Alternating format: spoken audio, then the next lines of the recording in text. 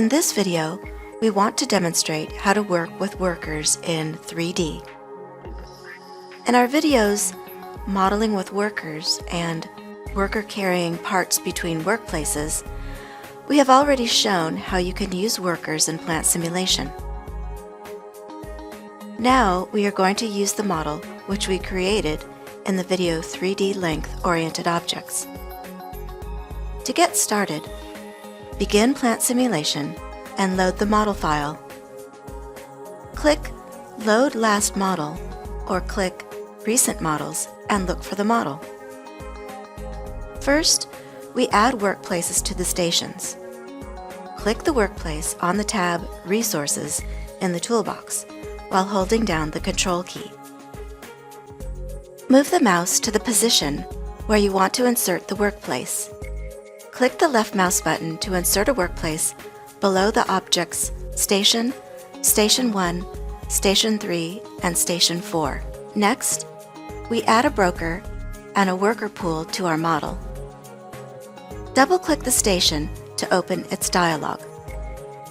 Change to the tab Importer and select Active to activate the importer. We do the same for Station 1, Station 3, and Station 4.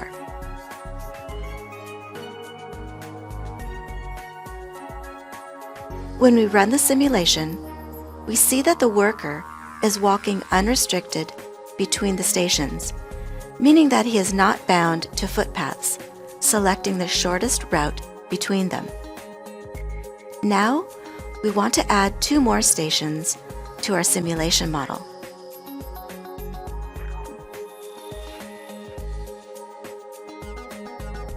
To make inserting the objects easier, we switch to Planning View on the View ribbon tab. Then, we insert a source, 2 stations, namely Station 2 and Station 5, and a drain.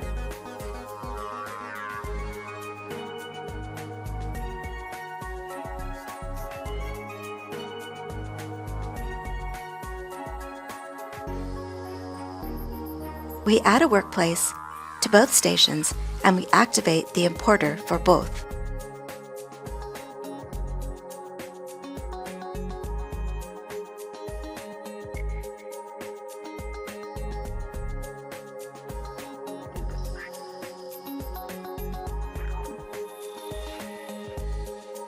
Now, we can switch off Planning View. When we reset and start the simulation, we see that the worker is walking all the way around the conveyor to find his way to Station 2 and Station 5. To visualize the obstacles around which for the worker has to walk, we press the O key on the keyboard. Then, Plant Simulation shows a red bounding box around each object. The distance between the material flow object and the bounding box is 0.4 meters. When we look at the workplaces, we see that they show 2 bounding boxes with a gap in the middle. This ensures that the worker only moves to the middle of the workplace, and that the worker first has to leave the workplace before he can change his walking direction towards the next target object. We also see that information flow objects are no obstacles for the worker, as they do not represent physical objects that he has to circumvent. Note that the obstacle of the object line is a rough approximation of the curved line.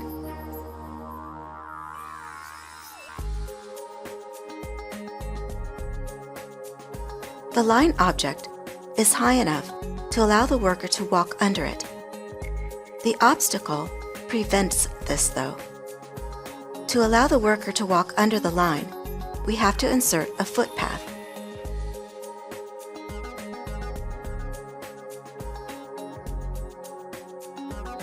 Select Footpath on the tab Resources in the toolbox.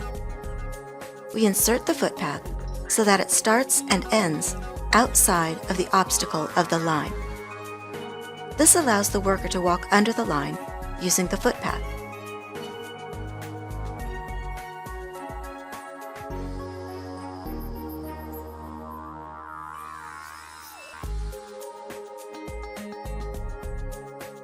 Next, we are going to insert another station directly in front of the footpath.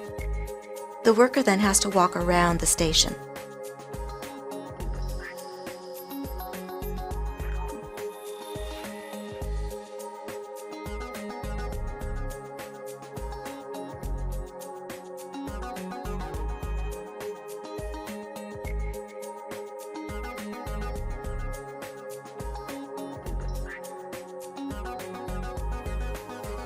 Select the station, click the right mouse button, and select Open in New 3D Window.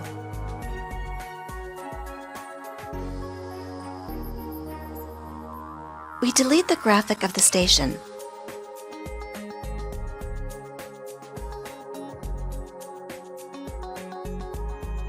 Then we select Cuboid on the ribbon tab Edit and insert 2 cuboids with the dimension of 1 meter for all directions.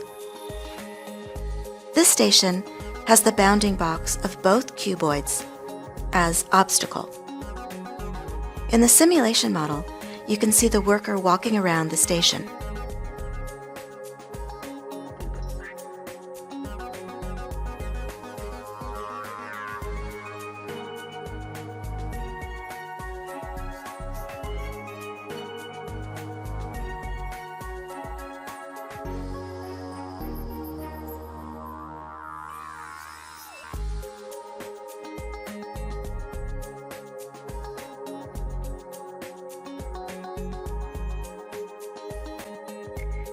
We open the dialog Edit 3D Properties of the station.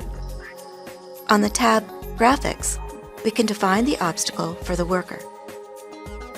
The bounding box defines the obstacle as the bounding box around all graphical elements. We select Graphics. Then each individual graphic element of the station is defined as an obstacle for the worker.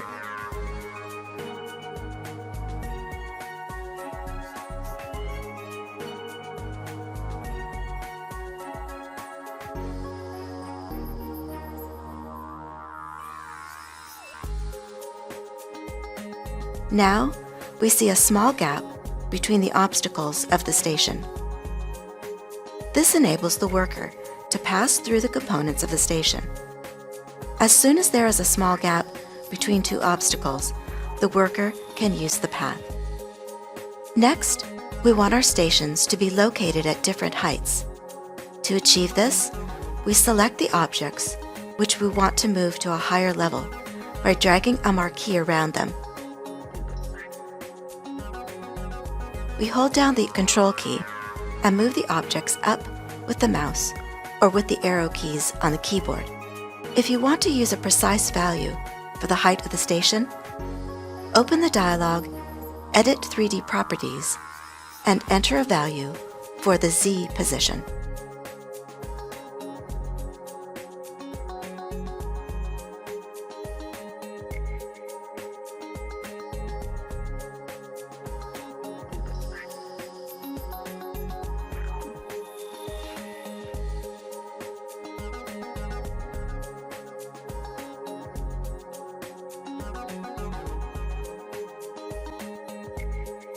As a consequence, the worker now cannot reach the workplaces which are located at a height of 4 meters. To make the workplaces reachable for the worker, we have to add a staircase. Click the Edit ribbon tab. We expand the group Insert Shape and select Stairs. In the dialog that opens, we define the rise of the stairs of 4 meters. The stairs and the workplaces have to be located at the same height, otherwise the worker cannot reach the workplaces.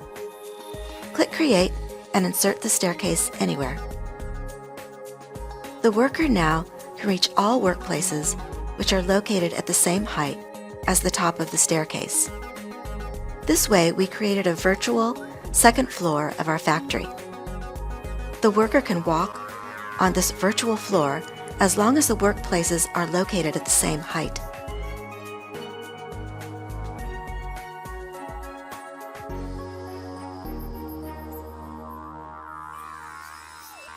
This concludes our video about modeling with workers in 3D. Cards. Driven by digitalization.